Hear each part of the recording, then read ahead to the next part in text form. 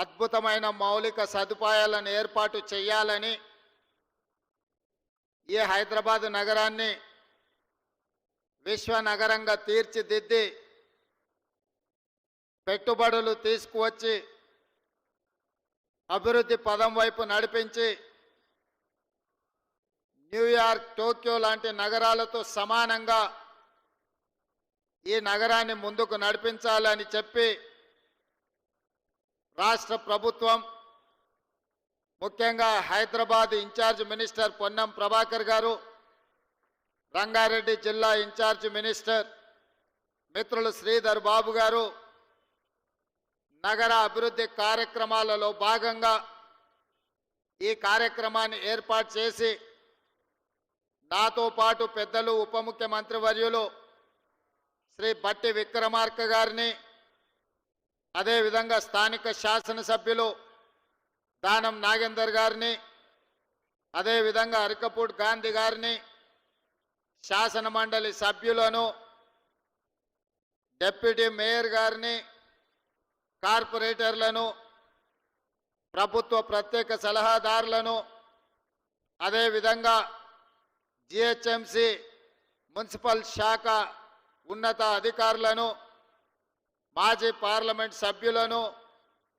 అదేవిధంగా planning commission సభ్యులను, మాజీ పార్లమెంట్ సభ్యులను, ముఖ్యమైన ప్రజాప్రతినిధులను, హైదరాబాద్ నగర పౌరులందరినీ కూడా ఆహ్వానించి నెక్లెస్ రోడ్డు మీద ఈ అద్భుతమైన కార్యక్రమాన్ని ఏర్పాటు చేసి భవిష్యత్ అభివృద్ధి కార్యక్రమాలను ఈరోజు ప్రారంభించుకోవడం మనందరికీ సంతోషం.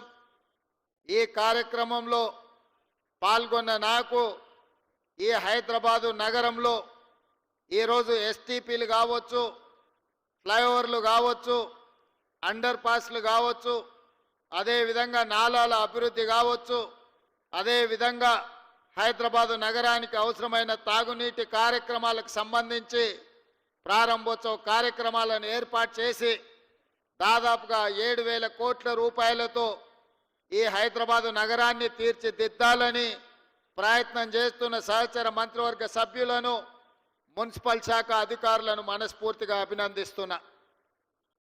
మిత్రులారా, డిసెంబర్ 3, 2024 ఈరోజు, అదేవిధంగా డిసెంబర్ 3, 2023 నాటికి ఒక ప్రత్యేకత ఉన్నది.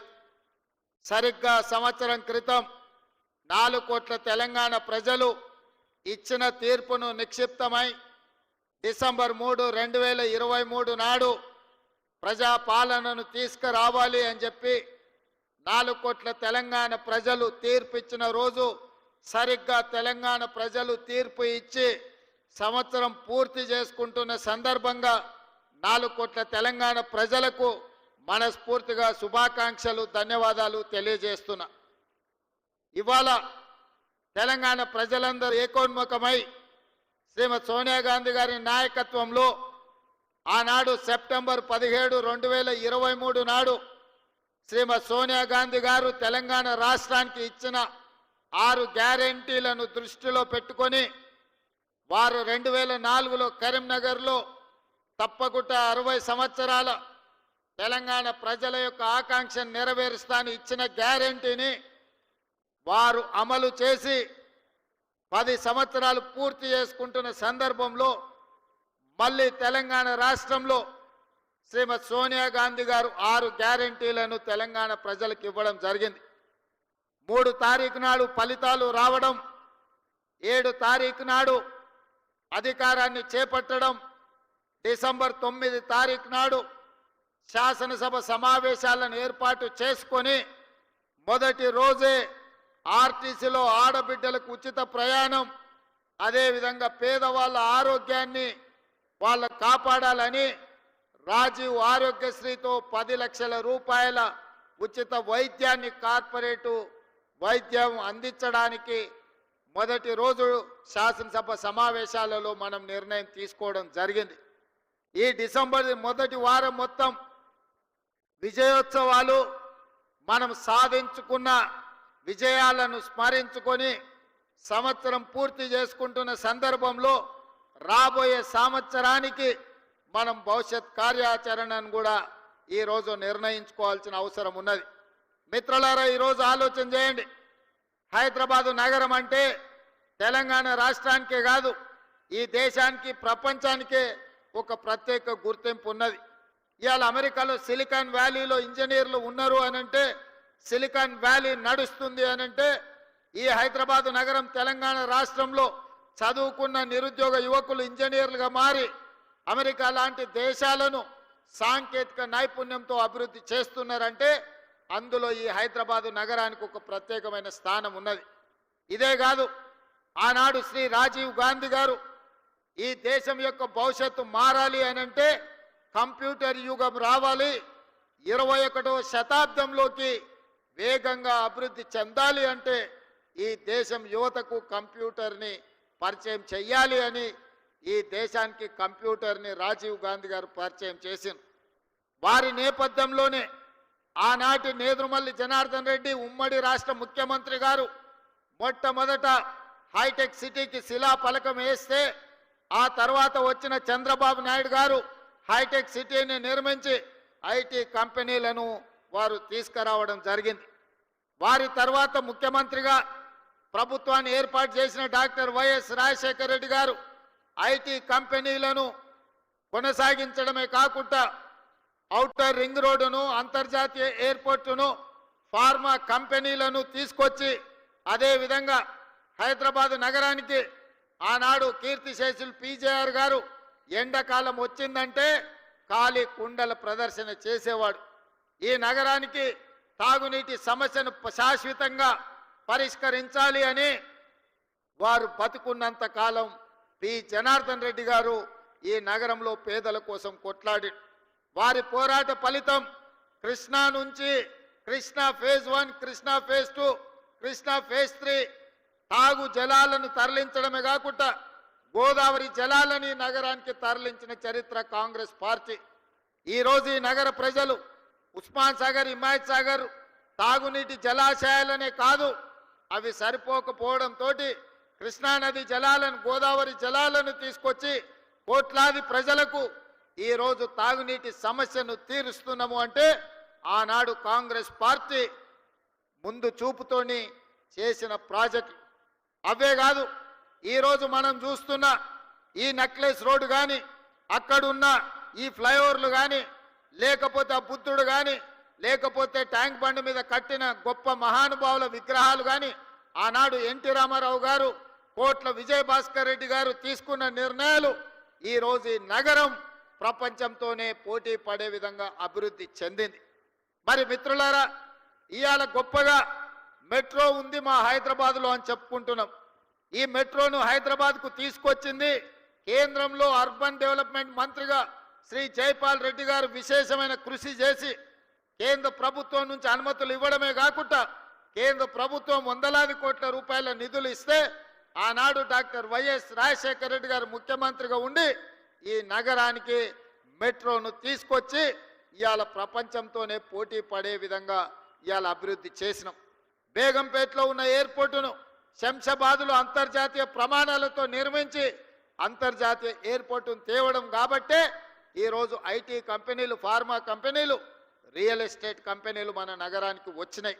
అందుకే ఈరోజు ఈ నగరం ఈ తెలంగాణ రాష్ట్రంకి వస్తున్న ఆదాయంలో 65% ఆదాయం రాష్ట్ర ఖజానాకు హైదరాబాదు, రంగారెడ్డి జిల్లాల నుంచే వస్తుంది అనంటే ఆనాటి ముఖ్యమంత్రులు ముందు చూపుతోటి ఈరోజు ఈ కార్యక్రమాలన్నీ చేపట్టింది కాబట్టి ఈ నగరం అభివృద్ధి చెందింది. మరి మిత్రులారా, ఈరోజు మీరు ఆలోచన చేయండి. గతం గొప్పగా ఉంది, గతంలో చేసిన వాళ్ళు బాగా చేసిరు, కానీ ఇది సరిపోదు. భవిష్యత్ తరాలకు ఇంకా అద్భుతమైన నగరాన్ని అందించాలంటే ఫ్యూచర్ సిటీని నిర్మించాల్సిన పరిస్థితి వచ్చింది. ఆనాడు ఒకనాడు ఇన్నర్ రింగ్ రోడ్ వేసినాం, ఆ తర్వాత ఔటర్ రింగ్ రోడ్ వేసినాం. ఇవాళ inner ring road, outer ring road సరిహద్దులు దాటి రీజనల్ రింగ్ రోడ్డు నిర్మించుకోవాల్సిన పరిస్థితి వచ్చింది. అందుకే ఈనాటి ప్రభుత్వం 360 కిలోమీటర్లతో తెలంగాణ మణిహారంగా రీజనల్ రింగ్ రోడ్డును దాదాపుగా 35,000 కోట్ల రూపాయలు వెచ్చించి కేంద్ర ప్రభుత్వం నుంచి సాధించుకొని రీజనల్ రింగ్ రోడ్డు నిర్మించడానికి ఇవాళ మన ప్రభుత్వం ప్రయత్నం చేస్తుంది. ఆ దిశగా కేంద్ర ప్రభుత్వం మీద ఒత్తిడి తీసుకొస్తున్నాం. ఇదే కాదు, ఔటర్ రింగ్ రోడ్డు నుంచి రీజనల్ రింగ్ రోడ్డు వరకు ఇవాళ రేడియల్ రోడ్లు వెయ్యాలని, రేడియల్ రోడ్ల ద్వారా 60% తెలంగాణ అభివృద్ధి పదం వైపు నడిపించి విద్య ఉద్యోగ ఉపాధి అవకాశాలకు ప్రపంచం నలుమూలల నుంచి వచ్చే వాళ్లకు నివాస గృహాలతో పాటు కార్పొరేట్ కంపెనీలను ఏర్పాటు చేయడానికి ఈరోజు మనమంతా ఆర్గానిక్ ఫుడ్ని పేదలకు అందరికీ ధనవంతులకు అందరికీ అందుబాటులో తీసుకురావడానికి అధునాతనమైన వ్యవసాయ విధానాలను మనం ఇవాళ తీసుకురావాలి అనుకుంటున్నాం. అదేవిధంగా ఇబ్రహీంపట్నం దగ్గర అంతర్జాతీయ స్థాయి కూరగాయల మార్కెట్ను దాదాపుగా 250 ఎకరాలలో అంతర్జాతీయ ప్రమాణాలతోటి వెజిటబుల్ మార్కెట్ కాదు, ఫ్రూట్ మార్కెట్, డైరీ ప్రోడక్ట్స్, అదేవిధంగా పౌల్ట్రీ ప్రోడక్ట్స్, మీట్ ప్రోడక్ట్స్ అన్నిటిని కూడా ఒకే దగ్గర కట్టి రైతులు పండించిన పంట ఈరోజు దాచుకోవడానికి కోల్డ్ స్టోరేజ్ లేవు. వాళ్ళు పండించిన పంట మార్కెట్లో అమ్మడానికి తెచ్చిన పండ్లు ఒకవేళ కొనకపోతే మురిగిపోతే రోడ్ల మీద పడేసే పరిస్థితి. టమాటాలు లాంటివి తెస్తే 2 రోజుల్లో అమ్మకపోతే అవి పాడైపోయే పరిస్థితి. అందుకే ఈరోజు ఇబ్రహీంపట్నంలో మనము అంతర్జాతీయ ఫ్రూట్ మార్కెట్ను పెట్టడమే కాకుండా ఈరోజు కోల్డ్ స్టోరేజ్లు పెట్టడం ద్వారా రైతులు పండించిన పంటకు రక్షణ కల్పించాలని ఈరోజు మన ప్రభుత్వం ప్రణాళికలు చేస్తుంది. ఔటర్ రింగ్ రోడ్డుకు అనుబంధంగా ఈరోజు ప్రభుత్వం చేపడుతున్న కార్యక్రమాలు అత్యంత గొప్పది, పెద్దది. రేపటి ప్రపంచానికి అద్భుతమైన నగరాన్ని అందించే ఫ్యూచర్ సిటీ ముచ్చెర్ల ప్రాంతంలో ఈరోజు మనము బాగరకుంట ప్రాంతంలో నిర్మించుకుంటున్నాం. దాదాపుగా 15,000 ఎకరాల భూమి ఉన్నది. ఇంకొక 15,000 ఎకరాలు ఫారెస్ట్ ల్యాండ్ ఉన్నది. అదనంగా ఇంకొక 15,000 ఎకరాలు భూమి రైతులు సహకరించి అందిస్తే 40 నుంచి 50,000 ఎకరాలతోటి ఒక అద్భుతమైన నగరాన్ని నిర్మించుకొని ఈ దేశంలోనే కాదు ప్రపంచంలో ఉండే న్యూయార్కో లేకపోతే మన టోక్యో లాంటి నగరాలను, సింగపూర్ లాంటి నగరాలను పోటీ పడే విధంగా ఈరోజు మనము నగరాన్ని నిర్మించుకుందాం అనుకుంటున్నాం. ఆనాడు ఒక ఆయన చెప్పిండు, మీరు అందరు చూసారు, ట్యాంక్ బండు నీళ్లు కొబ్బరి నీళ్ళు అలాగుంటాయి, ఇట్లా ముంచుకొని అట్లా తాగొచ్చు అన్నాడు. నేను ఈడు ఉన్న మిత్రులు అడుగుతున్న జర్ర అట్లా రోడ్డు దాటితే ట్యాంక్ బండే. తాగుడు సంగతి దేవుడు ఎరుగు, వాసన చూసే పరిస్థితి ఉందా? 10 ఏళ్ళ ఆయన పరిపాలనలో మురికి కూపంగా ట్యాంక్ బండును మార్చిన చరిత్ర ఆనాటి ముఖ్యమంత్రిది. ఇట్లాంటి అబద్ధాలతో కాలం గడిపిండు. ఓల్డ్ సిటీని అన్నాడు ఇస్తాంబుల్ చేస్తాని. ఇస్తాంబుల్ కాదు కదా, ఆడున్న ట్రాఫిక్ జాములు కానీ చార్మినార్ చుట్టూతో తిరగలేని పరిస్థితి ఈ 10 సంవత్సరాలలో వచ్చింది. వర్షం వస్తే వరద నీళ్లు హైదరాబాద్ రోడ్ల మీద వరదలై పారుతున్నాయి తప్ప కనీసం మేము నిర్మించిన నగరంలో మురికి కాలువలు కూడా ఆనాటి ముఖ్యమంత్రి గారు, ఆనాటి మున్సిపల్ శాఖ మంత్రి గారు ఈరోజు గొప్పలు చెప్పుకుంటున్నారు కానీ కనీసం డ్రైనేజీ కాలువలు కూడా తవ్వే ప్రయత్నం చేయలే. ఇవాళ ట్యాంక్ బండ్ మీదనో లేకపోతే శిల్పారామం దగ్గర వారు సెల్ఫీలు దిగుతున్నారు. వారు సెల్ఫీలు దిగి సెల్ఫ్ డబ్బా కొట్టుకునే శిల్పారామం కూడా ఆనాడు కాంగ్రెస్ పార్టీనే అభివృద్ధి చేసింది, వారు మర్చిపోయినట్టున్నారు. వారు అప్పుడప్పుడు ట్విట్టర్లో పెట్టి హైటెక్ సిటీ ఆనాడు మనం చేసిందే. ఈ ట్యాంక్ బండ్ ఏదో ఆయననే నిర్మించినట్టు, వాళ్ళ తాతగారు బుద్ధుడి విగ్రహం పెట్టినట్టు ఇవాళ ఆ ఫోటోలను చూపించి మేము నిర్మించినామని అబద్ధాలు చెప్పుకునే పరిస్థితి. ఏది ఏమైనా ఆనాడు 10 సంవత్సరాలు 20 లక్షల కోట్ల రూపాయలు ఖర్చు పెట్టినా ఈ నగరానికి కావాల్సిన శాశ్వతమైన అభివృద్ధిని గత 10 సంవత్సరాలు పరిపాలనలో ఉన్నవాళ్ళు చెయ్యలేదు. మరి ఈరోజు నేను మిమ్మల్ని అడుగుతున్న మిత్రులారా, టీవీలలో మనం చూస్తున్నాం, ఢిల్లీలో కాలుష్యం పెరిగిపోయింది, మనుషులు బతకలేని పరిస్థితి, ప్రజల్ని ఇళ్లలో నుంచి బయటికి రావద్దంటారు. ఢిల్లీలో పాఠశాలలకు సెలవులు ఇచ్చిండ్రు. అక్కడ ఉన్నోళ్ళు ఆరోగ్యం కాపాడుకోవాలంటే ఇతర నగరాలకి వలస బొమ్మని అక్కడ ఉన్న వాళ్ళు చెప్తున్నారు. స్పష్టంగా ఢిల్లీ నగరం ఈనాడు నివసించడానికి ఉపయోగపడే నగరంగా లేదు. ఢిల్లీ నగర వాసులు ఇతర ప్రాంతాలకు వలస బొమ్మంటున్నారు. ముంబై నగరాన్ని తీసుకుంటే వర్షం వచ్చిందంటే పీకల దాకా నీళ్ళు వచ్చి ముంబై నగరం అతలా కుతలమైపోతుంది. ముంబై నగరము నివసించలేని పరిస్థితికి వచ్చింది. మొన్న చెన్నై మీరు చూసిండ్రు, డిసెంబర్లో వర్షాలు వచ్చి చెన్నై మొత్తం మునిగిపోయింది. చెన్నై పరిస్థితి చెప్పే పరిస్థితి లేదు. బెంగళూరులో పోతే పొద్దున ఎయిర్పోర్ట్ విమానం ఎక్కాలంటే సాయంత్రం వరకు బెంగళూరు ట్రాఫిక్లోనే ఇరుక్కుపోయే పరిస్థితి ఉంది. ఈరోజు బెంగళూరు ట్రాఫిక్ గంటల కొద్దీ రోడ్ల మీదనే, ఇంట్లో తక్కువ రోడ్ల మీద ఎక్కువ ఉండే పరిస్థితి బెంగళూరు నగరానికి వచ్చింది. కలకత్తా గురించి నేను చెప్పాల్సిన పని లేదు, మీకు అందరికీ తెలుసు. కలకత్తాలో ఉన్నంత మురికి, కలకత్తాలో ఉన్నన్ని సమస్యలు ఈ భూమి మీద ఎక్కడా లేవు. అందుకే ఈరోజు హైదరాబాద్ నగరవాసులను, తెలంగాణ ప్రజలు నేను అడగదలుచుకున్నా. ఢిల్లీ, ముంబై, కలకత్తా, బెంగళూరు, చెన్నై అన్ని నగరాలు ఈరోజు కాలుష్యం మొత్తం ఆక్రమించుకున్నది. వాయు కాలుష్యం, నీరు కాలుష్యం, భూమి కాలుష్యం, అక్కడ నివసించలేని పరిస్థితి, అక్కడ ట్రాఫిక్ సమస్యను పరిష్కరించలేని పరిస్థితికి ఆ నగరాలు చేరుకున్నాయి. మరి మనం ఇంకొక 10 సంవత్సరాలు ఏమనకుంటా ఊరుకుంటే హైదరాబాదు నగరం వాటన్నిటికంటే దరిద్రంగా తయారయ్యే పరిస్థితి ఉన్నది మిత్రులారా. అందుకే ఈరోజు ఆ నగరాల నుంచి అనుభవాలు నేర్చుకోవాలి. ఢిల్లీ లాంటి అత్యధిక కాలుష్య నగరంగా ఈరోజు ఢిల్లీ వచ్చిందంటే గత పాలకుల నిర్లక్ష్యం వల్ల ఈరోజు ఢిల్లీ నగరం ఆ విధంగా తయారైంది. అందుకే ఈరోజు ఈ అభివృద్ధి కార్యక్రమాలే కాదు, మూసీ డెవలప్మెంట్ను చెయ్యాలని, మూసీ నదిని ప్రక్షాళన చెయ్యాలని, మూసీ నదిని పునరుజ్జింపజేయాలని హైదరాబాదులో కాంక్రీట్ జంగల్గా మారి వర్షాలు వస్తే ఎక్కడికక్కడ రోడ్ల మీద వరదలు వచ్చే పరిస్థితి వచ్చింది. అందుకే ఆ వరదల్ని నియంత్రించడానికి రోడ్ల మధ్యలోనే ఇండ్లలో వాటర్ హార్వెస్టింగ్ పిట్టులు కట్టుకుంటే ఎట్లా కట్టుకుంటామో వర్షపు నీటిని ఒడిసి పట్టుకోవడానికి, ఇవాళ రోడ్ల మీద వచ్చిన నీళ్లను ఒడిసి పట్టుకోవడానికి వాటర్ హార్వెస్టింగ్ వెల్స్ను కడుతున్నాం. ఒక్కొక్క దగ్గర 10 లక్షల లీటర్లను ఒడిసి పట్టడానికి రోడ్డు పక్కననే వాటర్ హార్వెస్టింగ్ వెల్స్ని కట్టినాం. నిన్న మొన్న కొన్నిటిని ఇవాళ మనం కొన్నిటిని ప్రారంభించుకున్నాం. భవిష్యత్తులో ఇంకా 141 ప్రాంతాలలో వర్షాలు వస్తే రోడ్ల మీద నీళ్లుండి నీళ్లకు బండ్లు పోలేని పరిస్థితి, పోతే కొట్టుకపోయే పరిస్థితి, దాంతో ట్రాఫిక్ జామ్లు అవుతున్నాయి.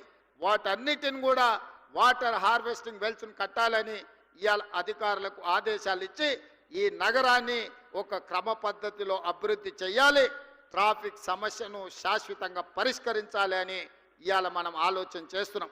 అందుకే ఈరోజు ఎంతమంది ఎంత విష ప్రచారం చేసినా, రియల్ ఎస్టేట్ దెబ్బతిన్నదని సోషల్ మీడియాలో ప్రకటనలు చేసినా, ఇవాళ సూటిగా మీడియా మిత్రుల ద్వారా తెలంగాణ సమాజాన్ని నేను చెప్పదలుచుకున్నా. ఏప్రిల్ 1, 2023 నుంచి నవంబర్ 30, 2023 వరకు 6 నెలల్లో అభివృద్ధి. అదేవిధంగా మన ప్రభుత్వం వచ్చినాక ఏప్రిల్ 1, 2024 నుండి నవంబర్ 30 తారీఖు వరకు పోల్చినప్పుడు హైదరాబాద్ నగర రియల్ ఎస్టేట్ దాదాపుగా 29% అభివృద్ధి చెందింది. ఇది మా నిబద్ధతకు, మేమిచ్చిన అనుమతులకు హైదరాబాదు నగరానికి రియల్ ఎస్టేట్ ఆదాయం పెరిగింది, తగ్గలేదు. ఎక్కడైనా చెరువులు ఆక్రమించుకున్నోళ్ళు, నాలాలు ఆక్రమించుకున్నోళ్ళు, ఈరోజు కుంటలను ఆక్రమించుకున్నోళ్ళ పాలిట హైడ్రా అనేది వాళ్ళ నిద్రలో కూడా, కలలో కూడా వాళ్ళు ఉలిక్కిపడి లేచే విధంగా పనిచేస్తుంది. హైడ్రా మీ ఆస్తుల దగ్గరికి రాలే, మీ అనుమతులున్న నిర్మాణాలు కూలగొట్టలే, అక్రమంగా చెరువుల్లో, అదేవిధంగా కుంటలలో, అదేవిధంగా నాలాలు ఆక్రమించుకొని హైదరాబాదు నగరాన్ని అభివృద్ధిని అడ్డుకొని దెబ్బతీసి ఈరోజు ఆ నీళ్లు రోడ్ల మీదకి వస్తుంటే వాటి ఆక్రమణలు తొలగించడానికి మాత్రమే హైడ్రా పనిచేస్తుంది. ఇవాళ నరేంద్ర మోడీ గారు అహ్మదాబాద్లో ఆయన సబర్మతి రివర్ డెవలప్మెంట్ ఫ్రంట్ కట్టుకుంటే, అక్కడ ఆయన కట్టుకుంటే ఇక్కడ కిషన్ రెడ్డి సప్పట్లు కొడుతుండ, అబ్బా మా మోడీ చూడ అద్భుతం చేసిండని. 25 ఏళ్ల నుంచి కిషన్ రెడ్డిని హైదరాబాద్ ప్రజలు భుజాల మీద మోసిరు. ఆయన మాత్రం మూసీ రివర్ డెవలప్మెంట్ ఫ్రంట్ వద్దు, ఎందుకంటే హైదరాబాద్ నగరంలో మూసీ అభివృద్ధి అయితే మోడీ కంటే మంచి పేరు తెలంగాణకు వస్తుంది కాబట్టి మేము కాళ్ళలో కట్టె పెడతాం, మూసీని కట్టనీయం, అట్లెట్ల కడతాం, మూసీలో పోయి పండుకుంటాం అంటుండు. నువ్వు మూసీలో పండుకున్నా, మూసీలో మునిగి మీరు ఆత్మహత్య చేసుకున్నా ఇక్కడ ప్రజలు మిమ్మల్ని పట్టించుకోరు. కిషన్ రెడ్డి గారు, మీరు నిజంగానే మీకు చిత్తశుద్ధి ఉంటే మోడీ దగ్గరికి వెళ్ళి కేంద్ర ప్రభుత్వం నుంచి ఓ 25,000 కోట్ల రూపాయలు మూసీ రివర్ అభివృద్ధి కోసం నిధులు తీసుకురా. అక్కడ పేదోళ్ళ కోసం ముసలి కన్నీరు గారుస్తున్నావు కదా, ప్రధానమంత్రి ఆవాస్ యోజన కింద భూమి నేను ఇస్తా, ఓ 10,000 కోట్ల రూపాయలు తీసుకురా. అద్భుతంగా పేదోళ్ళందరికీ మంచిగా అపార్ట్మెంట్స్ కట్టి ఇద్దాము, వాళ్ళకు మంచి భవిష్యత్తు ఇద్దాం, అక్కడ మంచి స్కూళ్ళు కట్టిద్దాం, మంచి కాలేజీలు కట్టిద్దాం. అవసరమైతే మూసీ నది ఒడ్డున ఉన్న వాళ్లకు, మూసీలో మురికిలో ఇబ్బంది పడుతున్న వాళ్లకు ఎంత భూమి అయినా రాష్ట్ర ప్రభుత్వం నుంచి నేను, మా ఉప ముఖ్యమంత్రి, మా ఇన్ఛార్జ్ మినిస్టర్ శ్రీధర్ బాబు గారు ఎంత భూమి కావాలన్నా ప్రభుత్వం నుంచి మేము కేటాయిస్తాము. ప్రధానమంత్రి ఆవాస్ యోజన కింద ఈ పేదలకు మంచి అపార్ట్మెంట్లు కట్టించడానికి ఒక 10,000 కోట్ల రూపాయలు నరేంద్ర మోడీని అడిగి తీసుకురా. కిషన్ రెడ్డి గారు, మీరు సికింద్రాబాద్ నుంచి రెండవసారిగా మంత్రి అయినరు, 3 సార్లు ఎమ్మెల్యే అయినరు, భారతీయ జనతా పార్టీ అధ్యక్షుడు, మీకు బాధ్యత లేదా? మోడీ దగ్గర ప్రతి సంవత్సరం 40,000 కోట్ల రూపాయల బడ్జెట్ ఉంది. మోడీ గారు గుజరాత్కు బుల్లెట్ ట్రైన్ తీసుకెళ్తాడు, మోడీ గారు గుజరాత్కి సబర్మతి రివర్ ఫ్రంట్ కట్టుకుంటాడు, మోడీ గారు గుజరాత్కు గిఫ్ట్ సిటీ కట్టుకుంటాడు. మరి నువ్వేం గిఫ్ట్ తీసుకొచ్చినావు తెలంగాణకు, హైదరాబాద్ నగరానికని నేను ఇవాళ కిషన్ రెడ్డిని అడుగుతున్నా. 5 ఏళ్ళు అయిపోయింది, ఇప్పుడు 6వ సంవత్సరం మంత్రి అయినావు, ఒక్క రూపాయినన్నా తెచ్చినావు ఆ కిషన్ రెడ్డి? తెలంగాణ ప్రజలకు నువ్వు సమాధానం చెప్పు. గతంలో అంటే వాళ్ళు చేసిన ఏదో పనులకు ఇవాళ వాళ్ళు ఫామ్ హౌస్లో వండుకున్నారు, వాళ్ళ గురించి చర్చించడం కూడా దండగమారి ఎవ్వరం. వాళ్ళ పనితనానికి ఇక్కడనే ట్యాంక్ బండ్ ఉన్నది, కొబ్బరి నీళ్లు చేస్తా అన్నాడు, నీళ్ళు ఎట్లున్నాయో ఒక్కసారి చూడండి. ఇంకా నేను ఏం చెప్పను. ఓల్డ్ సిటీని ఇస్తాంబుల్ చేస్తాడు, ఒక్కసారి చూడండి. కరీంనగర్నేమో న్యూయార్క్ చేస్తా అన్నాడు, వరంగల్లోనేమో లండన్ ఏదో చేస్తా అన్నాడు. ఆయన ఏవి కాలే, ఏ నగరాన్ని ఏది ఉంచాడంట ఆయన, అన్నిటినీ ఎక్కడ కింద మీద చేస్తా అన్నాడు. వాళ్ళ గురించి మనం మాట్లాడుకోవాల్సిన అవసరం లేదు. కానీ ఇవాళ కిషన్ రెడ్డి గారు సమాధానం చెప్పాలి. ఎందుకంటే ఈ సికింద్రాబాద్ నుంచి మీరు 2 సార్లు ఎంపీగా కేంద్ర మంత్రిగా ఉన్నారు. ఇవాళ మెట్రో రైలు ఆనాడు మేము తెచ్చిన 76 కిలోమీటర్లే ఉంది, ఇప్పుడు ఒక 116 కిలోమీటర్లకు ప్రతిపాదన ఇచ్చినాం. దాదాపుగా 35,000 కోట్ల రూపాయలు మెట్రోకు అవసరం ఉన్నది. ఇవాళ మెట్రోకు మోడీ నుంచి ఎన్ని నిధులు తీసుకొస్తావో నువ్వు సమాధానం చెప్పు కిషన్ రెడ్డి. గుజరాత్కు మెట్రో తీసుకెళ్తాడు, లేకపోతే బెంగళూరుకి మెట్రో ఇస్తాడు, చెన్నైకి మెట్రో ఇస్తాడు మోడీ గారు. హైదరాబాద్ నగరానికి ఎందుకు మెట్రో ఇవ్వడు? ఈడ బీజేపీకి ఓట్లు ఇయ్యలేదా? మిమ్మల్ని గెలిపించలేదా? మీరు కేంద్ర మంత్రి కాదా కిషన్ రెడ్డి గారు? మెట్రోకి ఇవాళ 35,000 కోట్ల రూపాయల అవసరం ఉన్నది. కేంద్ర ప్రభుత్వం నుంచి ఎన్ని నిధులు తెస్తావో ఇవాళ జవాబు చెప్పు. ఇవాళ మల్లన్న సాగర్ నుంచి గోదావరి జలాలను ఈ హైదరాబాద్ నగరానికి తాగడానికి తేవాలే. అదేవిధంగా ఉస్మాన్ హిమాయత్ సాగర్లను ప్రక్షాళన చేసి మూసిని పునరుద్ధరించాలంటే గోదావరి జలాలు తరలించాలి. దానికి ఒక 7,000 కోట్ల రూపాయలు అవుతాయి.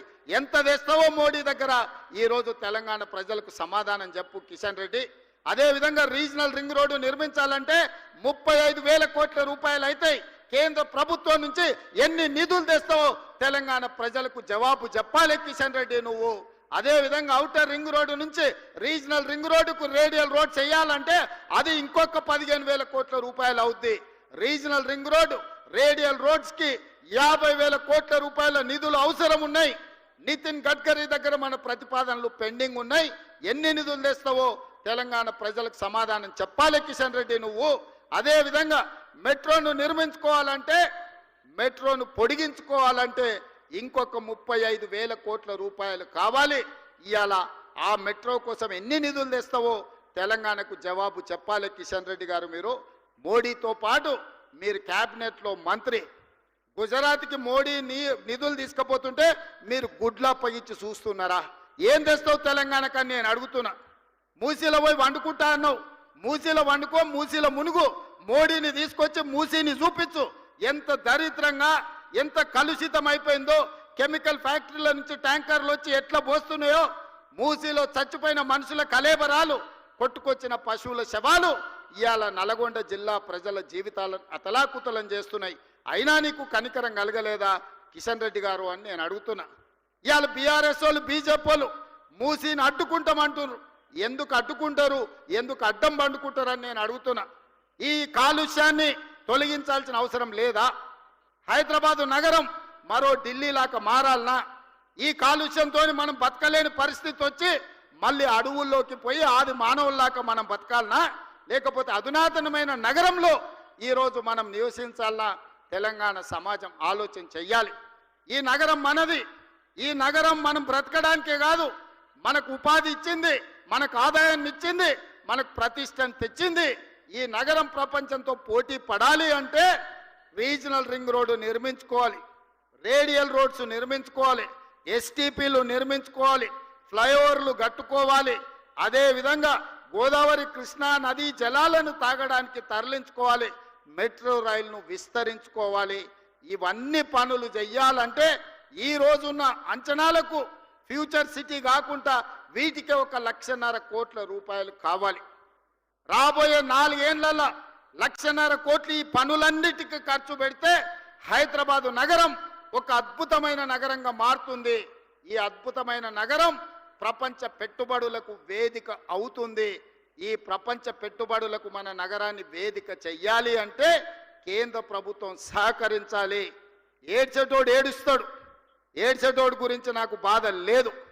ఎందుకంటే బీఆర్ఎస్ వాళ్ళు మేము చెయ్యలేదు, ఈయన చేస్తున్నాడు, ఈయన పేరు వస్తే మా మనుగడ ఉండదు, మా ఉనికి మాయమవుతుందని వాళ్ళు బాధపడుతున్నారు. వాళ్ళ బాధ మనం అర్థం చేసుకుంటాం. కానీ 11 ఏళ్ల నుంచి 3 సార్లు ప్రధానమంత్రిగా మోడీ ఉన్నాడు. హైదరాబాదు నగరంలో వరదలు వచ్చి మునిగిపోయినప్పుడు 1 పైసా కూడా ఇయ్యలే మోడీ. ఇక్కడ ఇండ్లు దడిచిపోతే, ఇక్కడ సామాన్లు మునిగిపోతే అప్పుడు ఆయన బండి సంజయ్ చెప్పిండు, బండి కట్టుకోపోతే బండి ఇస్తాం, ఆటో కొట్టుకోపోతే ఆటో ఇస్తాం, కారు పోతే కారు ఇస్తామన్నాడు. తర్వాత అడిగితే మీకు ఇన్సూరెన్స్ ఉంటుంది కదా తెచ్చుకోపోండి అన్నాడు. ఇది వాళ్ళ నీతి. అందుకే ఇవాళ మీరు నిధులు తెస్తారా లేకపోతే గుజరాత్కే వలసపోయి అక్కడనే బతుకుతారా అని నేను అడగదలుచుకున్న కిషన్ రెడ్డి గారిని. నువ్వు హైదరాబాదు నగరం గురించి, అభివృద్ధి గురించి నా సంగతి వదులు. సికింద్రాబాద్ ఎంపీ కదా, నీ దగ్గర ఏం ప్రణాళిక ఉందో చెప్పు. కిషన్ రెడ్డి గారు సూటిగా మిమ్మల్ని అడుగుతున్నా, మూసి ప్రక్షాళనకు కేంద్ర మంత్రిగా కేంద్ర ప్రభుత్వంలో ఉన్న నువ్వు మూసి ప్రక్షాళనకు నీ దగ్గర ఉన్న ప్లాన్ ఏంది, యాక్షన్ ప్లాన్ ఏంది, కేంద్రం నుంచి ఏం నిధులు తీసుకొస్తావు? నెంబర్ 1. నెంబర్ 2, హైదరాబాద్లో రద్దీ పెరిగిపోయింది, ట్రాఫిక్ జాములు పెరిగిపోయినాయి. దీన్ని ఎదుర్కోవాలంటే మెట్రోను విస్తరించుకోవాలి. విస్తరించే మెట్రోకి నీ విధానం ఏంది, నిధులు ఎన్ని మోడీ నుంచి అడిగి తీసుకొస్తావో తెలంగాణ ప్రజలకు చెప్పు. అదేవిధంగా హైదరాబాదు నగరంలో ఫ్లైఓవర్లు కట్టాలి.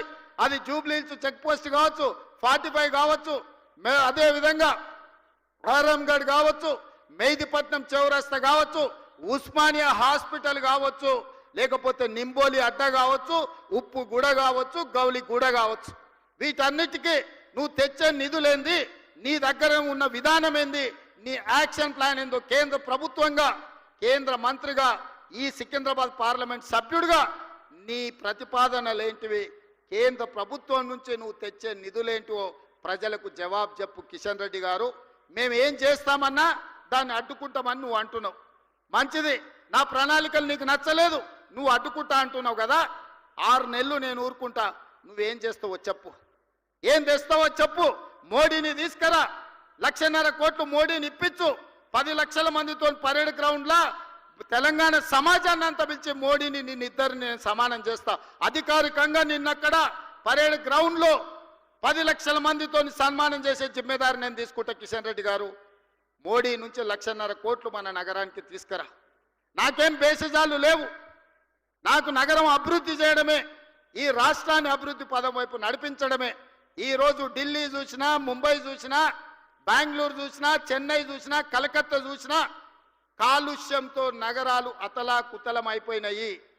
ఇవాళ టీవీలు, పేపర్లు చూస్తే అక్కడ నివసించలేని పరిస్థితి ఉంది. ఆల్రెడీ స్కూల్స్కు హాలిడేస్ ఇచ్చిండ్రు. అక్కడ ఉండేటోళ్లను ఆ పట్టణం వదిలి ఇతర ప్రాంతాలకు పోయి ఉండమంటుర్రు. మనం కూడా ఆ పరిస్థితిని కొని తెచ్చుకుందామా? మనం కూడా అట్లనే ఉందామా? మనం కూడా ఆ దిశగా పోతే ఈ నగరం ఎడారిగా మారి, ఈ నగరం నివసించలేని ప్రాంతంగా ఉంటే ఎక్కడికి వెళ్ళాలి? అడవుల్లోకి వెళ్ళి ఆది మానవులుగా మళ్ళీ బతుకుదామా? లేకపోతే ఈ నగరాన్ని అత్యాధునిక నగరంగా తీర్చిదిద్ది ఫ్యూచర్ సిటీ కట్టుకొని ఆర్టిఫిషియల్ ఇంటెలిజెన్స్ తీసుకొచ్చి ఎలక్ట్రిక్ ఇన్వెస్ట్మెంట్స్ తీసుకొచ్చి ఫాక్స్కాన్ లాంటి పెద్ద కంపెనీలను తీసుకొచ్చి అక్కడ ఒక స్పోర్ట్స్ యూనివర్సిటీ అక్కడ కావాల్సిన అన్ని రకాల వసతులు తీసుకొచ్చి అభివృద్ధి చేసుకుందామా లేదా ఎయిర్పోర్ట్ నుంచి ఫ్యూచర్ సిటీకి మెట్రో రైలు నిర్మించుకుందామా లేదా ఒక్కసారి ఆలోచన చేయండి మిత్రులారా. ఇవాళ నేను సూటిగా బీఆర్ఎస్ను బీజేపీని ఇద్దరిని అడగదలుచుకున్నా. 10 ఏళ్ళు ఈయన అధికారంలో ఉన్నాడు, 11వ సంవత్సరం ఆయన అధికారంలో కొనసాగుతుండు. మీరు చేసిన దాని మీద చర్చ చేద్దాం, దానికి మేము సిద్ధం. పోనీ ఎట్లా చేస్తే బాగుంటుందో మీ పాలసీ డాక్యుమెంట్ మాకు ఇవ్వండి. బీఆర్ఎస్ 10 ఏళ్ళ అనుభవం చంద్రశేఖరరావు గారికి ఉంది, మున్సిపల్ శాఖ ఐటీ శాఖ మంత్రిగా ఇండస్ట్రియల్ మినిస్టర్గా కేటీఆర్ గారికి ఉంది. తండ్రి కొడుకులు కలిసి ఒక ప్రణాళికను తయారు చేసి పాలసీ డాక్యుమెంట్ తెలంగాణ సమాజానికి చూపించండి. ఎస్, ఈ ప్రభుత్వం ఈ ప్రణాళికతో ముందుకు వెళ్ళాలి, ఈ విధంగా అభివృద్ధి చేస్తే దీనికి అయ్యే నిధుల ఖర్చు ఇంత, ఈ నగరం అభివృద్ధి రకంగా చెందుతుంది, దీనికి ప్రతిపక్షంగా మేము సూచన చేస్తున్నామని మీరు ఒక పాలసీ డాక్యుమెంట్ తీసుకొని రండి. సహేతుకమైందైతే తెలంగాణ సమాజానికి హైదరాబాద్ నగరాన్ని అభివృద్ధి చేయడానికి ఉపయోగపడితే 100% మా ప్రభుత్వం ఆమోదిస్తుంది. మాకు బేసజాలు లేవు, మంచి పని చెయ్యాలి, ఈ నగరాన్ని అభివృద్ధి చెందాలి అనేదే మా విధానం. బీఆర్ఎస్ వాళ్ళు ఏది చెప్పరు, బీజేపీ వాళ్ళు ఏది ఇయ్యరు. మనం ఏది చెయ్యబోయినా మేము అడ్డుకుంటామని ఇద్దరు గూడు పుటాని చేసి అలై బలై చేసుకొని చీకట్లో కూడా పొద్దుటి పూటగాడు మేము పోయి పండుకుంటాం మూసీలు అని అంటారు.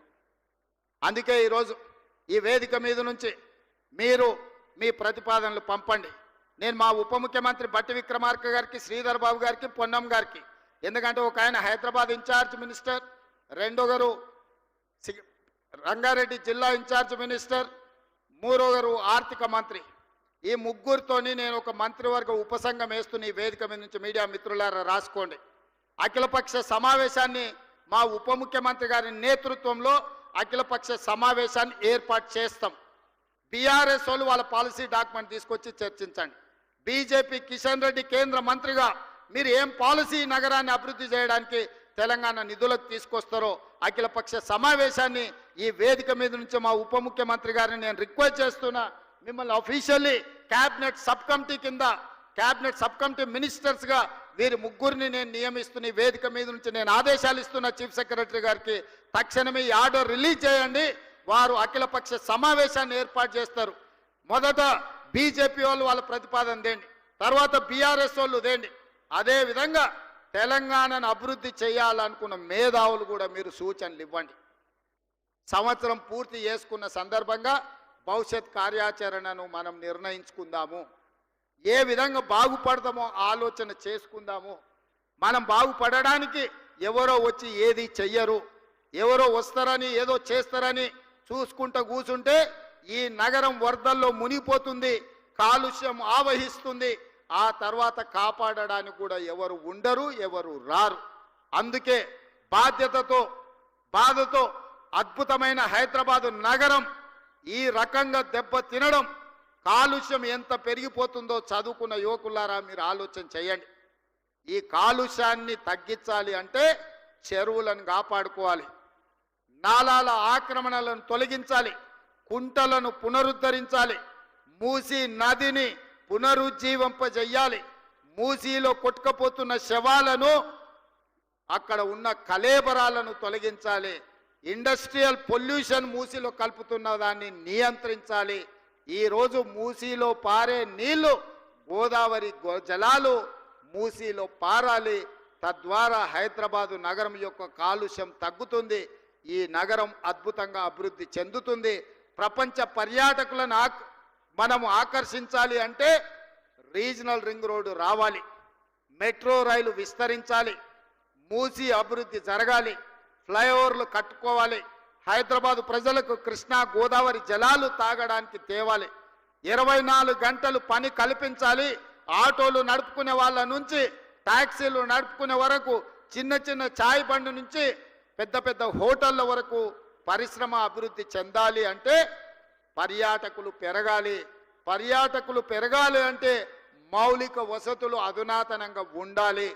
ఆ విధానానికి మా ప్రభుత్వం కట్టుబడి ఉన్నది. ఆ దిశగా మేము ప్రయత్నం చేస్తున్నాము. బీజేపీ బీఆర్ఎస్ వాళ్ళు మా మంత్రివర్గ ఉపసంఘానికి అఖిలపక్ష సమావేశంలో వచ్చి మీ ప్రతిపాదనలు ఇవ్వండి.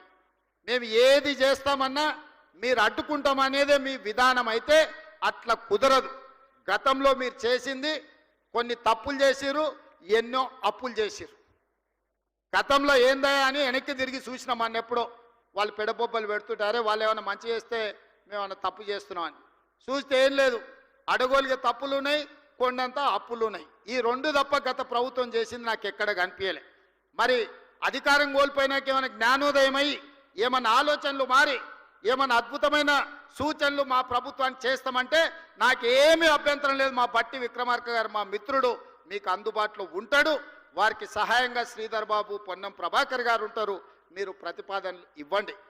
ఈ ప్రభుత్వం ప్రజాప్రభుత్వం, ప్రతిపక్షాలను గౌరవిస్తుంది, ప్రతిపక్షాల సలహా సూచనలు తీసుకుంటుంది. మీరు ఇవ్వండి, మన రాష్ట్రాన్ని అభివృద్ధి చేసుకుందాం. అంతే తప్ప అడ్డుకుంటామని అంటే అడ్డుకోవడం అనేది సమాధానం కాదు. అడ్డుకుంటే అడ్డుకునే వాళ్ళని ఎట్లా అడ్డుకోవాలనో అంతో ఇంతో తెలిసిన వాళ్ళమే. ఎందుకంటే ఇవన్నీ చూసుకుంటేనే ఇంత దూరం వచ్చినాం, చూడకుంటూ వచ్చినాం. మిత్రులారా మీకు తెలుసు కదా, ఇవన్నీ చూడకుంటేనే ఇంత దూరం వచ్చినాం. మేమందరం ఏమన్నా తాత పేరు నాయన పేరు చెప్పొచ్చు ఆ కుర్చీలో కూర్చున్నామా? లేదు కదా, మీ మధ్యలో ఉండుకుంటేనే వచ్చినాం కదా. అందుకే ఇట్లాంటి ఆలోచనలు మానండి. మా మీద కోపం ఉంటే ఇంకో రకంగా తీర్చుకోండి. మమ్మల్ని కక్ష సాధింపు చర్యలకు పాల్పడాలంటే ఇంకే రకంగా అయినా చూడండి. మా మీద కోపంతో 4 కోట్ల తెలంగాణ ప్రజల్ని శిక్షించకండి. ఈ నగర అభివృద్ధిని అడ్డుకోకండి. ఈ నగరమే మన ఆదాయం, ఈ నగరమే మన జీవన విధానం. ఈ నగరాన్ని మనం కోల్పోతే మనం సర్వం కోల్పోయినట్టే. హైదరాబాదు నగరమే ఈ రాష్ట్రం యొక్క ఆదాయము, ఆత్మగౌరవము. ఇది మనం నివసించడానికి ఉండే ఒక అద్భుతమైన నగరం. దీన్ని ఏ రకంగా కాపాడుకుందాం. ఈరోజు చేపట్టిన అభివృద్ధి కార్యక్రమాలు 7,000 కోట్ల రూపాయలవే. ఈ హైదరాబాదు నగరానికి ఇవి సరిపోవు. తొందరలోనే ప్రణాళికలు చేస్తున్నాము. ఆ ప్రణాళికలతోని అంతర్జాతీయ నగరంగా తీర్చిదిద్దే బాధ్యత, విశ్వ నగరంగా రాణింపజేసే విధంగా రాబోయే రోజుల్లో అంతర్జాతీయ పెట్టుబడులు తీసుకొచ్చి ఈ నగరాన్ని అద్భుతంగా తీర్చిదిద్దడానికి రోజుకు 18 గంటలు పనిచేసే బాధ్యత మేమందరం తీసుకుంటామని చెప్పి మీ అందరికీ తెలియజేస్తూ మీ అందరి దగ్గర సెలవు తీసుకుంటున్న మిత్రులారా.